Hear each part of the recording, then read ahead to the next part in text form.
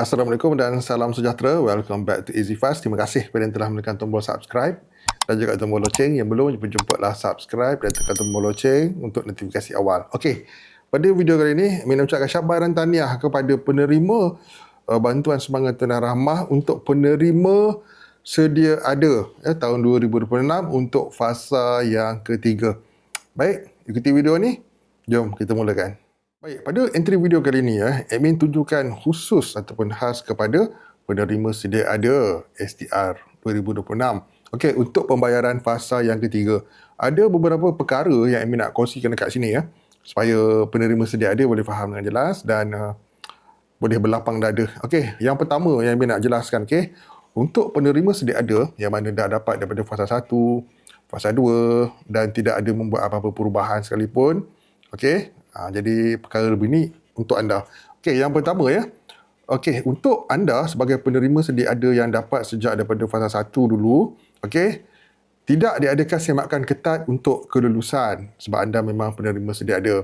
Okey, yang telah lulus akan terus menerima, cuma semakan ringan saja yang akan dilakukan. Semakan ringan ni adalah semakan secara sepintas selalu saja berkenaan dengan maklumat anda ni. Sekiranya ada sebarang perubahan yang didapati anda tidak buat, maka kat situ lah akan ada errornya. Sebagai contoh,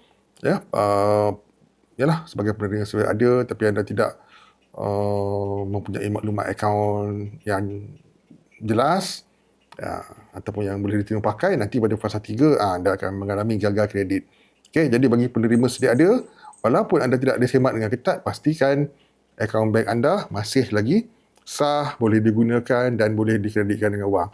Okey, dan yang kedua, semasa pembayaran STR fasa 3 nanti, penerima sedia ada akan terima sedikit awal berbanding dengan penerima daripada kategori permohonan baru dan rayuan. Perkara ni jelas ada dikongsikan oleh seorang penonton tentang perkara ni dan benda ni memang Amy pernah sebut pun. Dua tarikh pembayaran yang berbeza. Yang mana penerima sedia ada akan dapat sedikit awal berbanding dengan penerima yang lulus rayuan dan permohonan baru yang dibuat yang berakhir pada 15 Jun. Jadi penerima sedia ada secara amnya akan dapat sedikit awal berbanding dengan penerima sedia ada. Okey, seperkara lagi berkenaan dengan orang kata amaun pembayaran untuk penerima sedia ada. Okey, ambil maklum kat sini amaun maksima kelayakan kekal seperti yang dah terpapar daripada fasa 1 dulu. Okey, jadi kalau nak dibandingkan dengan penerima yang akan lulus nanti pada fasa 3 kerana permohonan baru dan rayuan, ada beza dekat situ. Walaupun anak yang sama, katakanlah bilangan anak 2 orang, tetapi anda sebagai penerima sedia ada, mahu anda lebih sebab anda dah dapat kelulusan sejak daripada fasa 1, jumlah keseluruhannya takkan sama dengan penerima yang baru lulus. Sebab penerima yang baru lulus, sama ada permohonan baru dan rayuan, amaun kelayakan maksimum tidak akan sama dengan penerima sedia ada. Jadi penerima sedia ada akan dapat lebih lah. Daripada fasa 1 dapat, fasa 2 dapat, 3 dapat, 4 pun dapat. Jadi jelas kat situ. Kecuali satu saja kategori yang tidak akan dapat, iaitu isi rumah yang berpendapatan RM2,501 sehingga RM5,000 dengan tiada anak. Okey, pembayaran anda tamat setakat itu sahaja. Kerana amaun keseluruhan pun 200 dan 200 itu telah pun dibayar. Jadi sebagai penerima sedia ada, selagi anda tidak membuat apa perubahan pun, kerana tak ada apa yang nak diubah, maka anda tak perlu risau. Memang cakap kat sini tak perlu risau. Penerima sedia ada, tak ada apa-apa perubahan dan tak ada keperluan pun nak buat apa-apa perubahan, maka anda akan straight daripada fasa 1, fasa 2, 3 dan fasa 4 akan menerima.